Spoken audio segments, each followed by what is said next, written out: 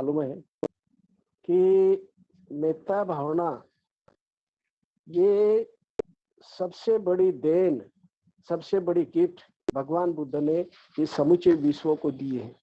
क्योंकि क्या है, इस मेत्ता भावने से ही यानी अपन औरों का मन चित्त जीत लेते हैं और शत्रु को भी ऊपर भी मैत्री करना, ये सबसे पहले इस जगत में इस महामानव ने भगवान बुद्ध ने सिखाया है। तो इसलिए मेत्ता भावना बहुत ही मायने रखती है, बहुत ही इंपॉर्टेंट है अपने जीवन में। ऐसा कहते हैं, अपमादो अमत पद पमादो मच्छुनो पद अपमादो न मियंती पमादो मियंती यथामता। जो अप्रमाद ये अमृत के समान है और प्रमाद कैसा है, मृत्यु के समान है। अप्रमादी लोगों को कभी मृत्यु आता नहीं है और प्रमादी लोग हमेशा हर पल यानी मृत्यु के समान रहते हैं। यही गाथा यानी भिक्षु तिस्स ने सम्राट अशोक जी को कहा और यही सुनते ही सम्राट अशोक जी ने बौद्ध धर्म का स्वीकार किया और समूचे जगत में बौद्ध धर्म फैलाया। इसलिए उनका बहुत बहुत यानी धर्म चक्र परिवर्तन किया उन्होंने। तो इसलिए मैं बहुत बहुत उनका तहे दिल से शुक्रगुजार हूँ। तो ये मेत्ता जो है ये बुद्धत्व का सद्गुण है, बुद्धत्व का एक सद्गुण है। मैत्री जब यानी सभी सद्गुणों का विकास मैत्री से ही हो सकता है। मैत्री जब दुख के संपर्क में आती है तब करुणा निर्माण होती है। मैत्री जब आनंद के संपर्क में आती है तब मुदिता निर्माण होती है। मैत्री जब सुखद ना दुखद बनती है तब वो उपेक्षा बनती है। तो ऐसी ये मेत्ता भावना यानी 4 ब्रह्म विहार की अवस्था है और इस मेत्ता भावना से ही, मैत्री से ही अपन सभी मानव के चित्त को जीत सकते हैं, सभी से मैत्री कर सकते हैं। और जैसा आप सभी को मालूम है कि 6वीं शताब्दी में ह्वेन सांग जी अपने भारत देश में आए थे बौद्ध धर्म का अभ्यास करने के लिए और ऐसे पूरा भारत भ्रमण कर रहे थे। भारत भ्रमण करते करते वो कहाँ गए, कलकत्ता में गए और उस वक्त कलकत्ता में वो काली देवी का महोत्सव जारी था और वो काली देवी का महोत्सव जारी रहने के वक्त उस शहर में जब घूम रहे थे तब कुछ डाकुओं ने उनको पकड़ लिया और डाकुओं ने उनको बलि देने के लिए, काली माता को बलि देने के लिए लेके जा रहे थे। ह्वेन सिंह जी ने ये समझ लिया अब क्या होने वाला है, तो अपने चित्त में वो मेत्ता भावना करने लगे और ऐसा कहने लगे अपने चित्त को और लॉर्ड बुद्धा को वो विनती करने लगे कि लॉर्ड बुद्धा, मुझे इस बुद्ध की भूमि में मेरा जन्म होना चाहिए। क्यों मेरे बुद्ध की भूमि में मेरा जन्म होना चाहिए? क्योंकि ये जो लोग हैं सभी मानव को मेत्ता पढ़ाने के लिए, सभी मानव को मेत्ता भावना पढ़ाने के लिए और जो भी रांटी पशु लोग हैं उनका भी मन जीतने के लिए मुझे बुद्ध भूमि में जन्म दीजिए, ऐसी वो प्रार्थना कर रहे थे। और उस प्रार्थना का असर ऐसा हो गया, यानी पूरे गगन में काले बादल आ गए और तुरंत बारिश वहां पे शुरुआत हो गई और इतना सब तरफ अंधकार हो गया। और उसी वक्त ये जो ह्वेन सांग जी है उस डाकुओं के चंगुल से छूट गए।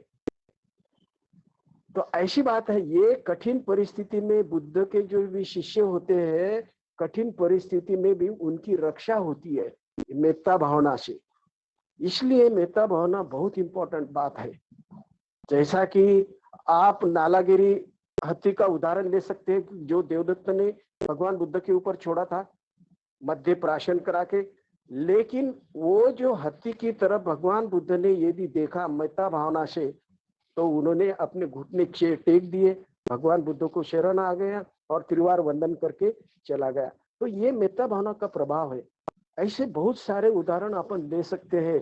जैसा कि बाबा साहब ने जब 25 दिसंबर 1927 को जो महाड़ का सत्याग्रह किया था और उस वक्त ये जो सवर्ण लोगों ने बहुत ही बाधाएं लाई, जो भी अन्न वहां पे पकाया गया था वो अन्न पूरे मिट्टी में मिला दिया।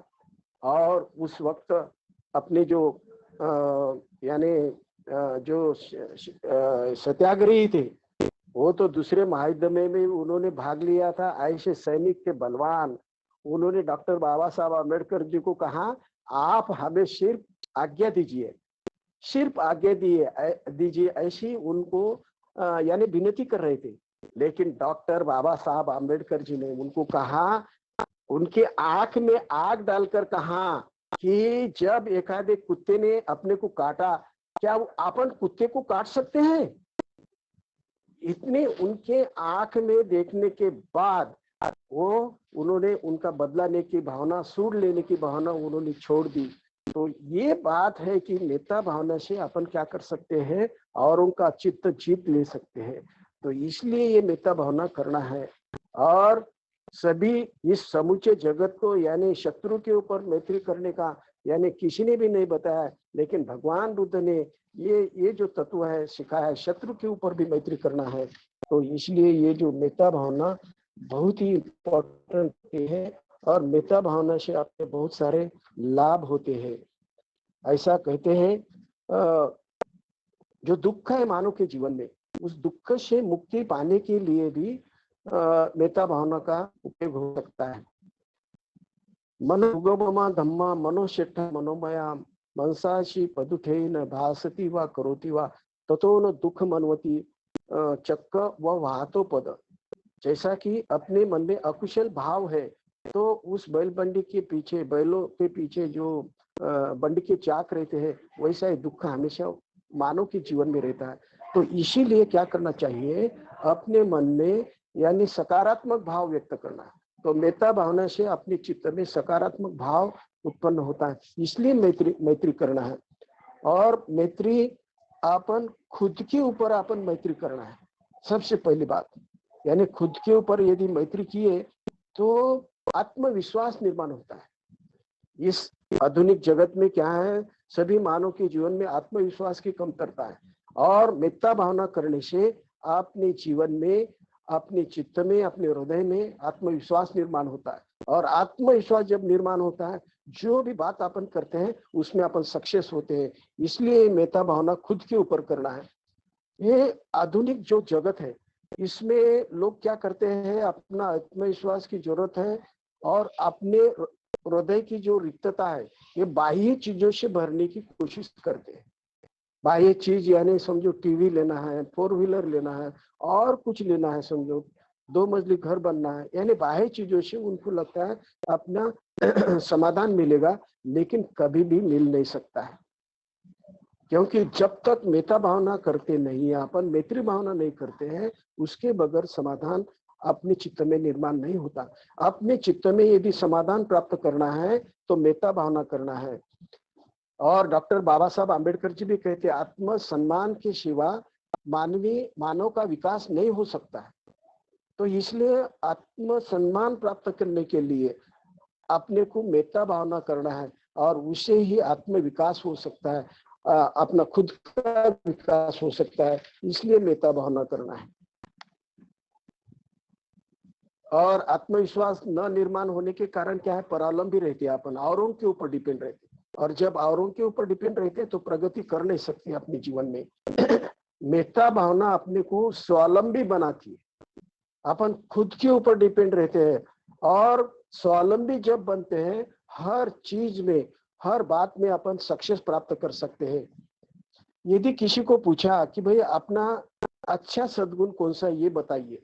बनते उर्गेन संगरक्षक जी कहते हैं, यदि आपने किसी को पूछा कि भाई आपका अच्छा सद्गुण कौन सा है, वो बताइए। लेकिन कोई व्यक्ति बता नहीं सकते हैं क्योंकि अपने अच्छे सद्गुण को वो परिचित नहीं हो सकते। लेकिन मेत्ता भावना से अपने ख्याल में आता है, अपन पहचान सकते हैं अपना अच्छा सद्गुण कौन सा है, अपना कुशल गुणधर्म कौन सा है, ये अपन बोल सकते हैं। इसलिए ये मेत्ता भावना अपने को करना है। और मेत्ता भावना करने से अपन खुद के जीवन की पुनर्रचना कर सकते हैं। अपना जीवन कैसा बिताना है, यानी आध्यात्मिक जीवन जीना है या भौतिक जीवन जीना है, ये अपन ख्याल कर सकते हैं, उसकी तरफ अपन निर्णय ले सकते हैं मेता भावना से, क्योंकि मुझे आध्यात्मिक जीवन जीना है, आध्यात्मिक विकास करना है, इसलिए अपन मेता भावना से ये निर्णय अपन ले सकते हैं। और मेता भावना करने से अपने जीवन पर नैतिक प्रभाव होता है। शीलों का आचरण करते हैं अपन, और शीलों का आचरण करने से एक नैतिकता का प्रभाव अपने जीवन में प्राप्त होता है। और इसीलिए जो भी बात करते हैं अपन, जो भी चीज करते हैं, जो भी काम अपने हाथ में लेते हैं, उसमें अपन यश प्राप्त कर सकते हैं। और दूसरी बात, नैतिक प्रभाव अपने जीवन में जब होता है, तब अपन यानी कुशल क्या है, अकुशल क्या है, ये निर्णय अपन ले सकते हैं। इसीलिए अपने को मेता भावना करना है। और यदि अपने जीवन में नैतिकता नहीं है, मेता भावना नहीं है, तो अपन क्या करते हैं, स्पर्धा करते हैं, तनाव निर्माण होता है, असंतुष्टि रहती है, असमाधान रहता है। और इसीलिए अपने को मन में समाधान निर्माण करने के लिए यानी मेता भावना करना है। यदि अपने जीवन में अपना जीवन सदाचार युक्त है, तो अपने जीवन में सुख रहता है, संतुष्टि रहता है, आनंद रहता है, और समाधान निर्माण हो सकता है। यदि अपना जीवन शिलाचरण युक्त है, तो अपना जीवन फूल के जैसा उमलता है।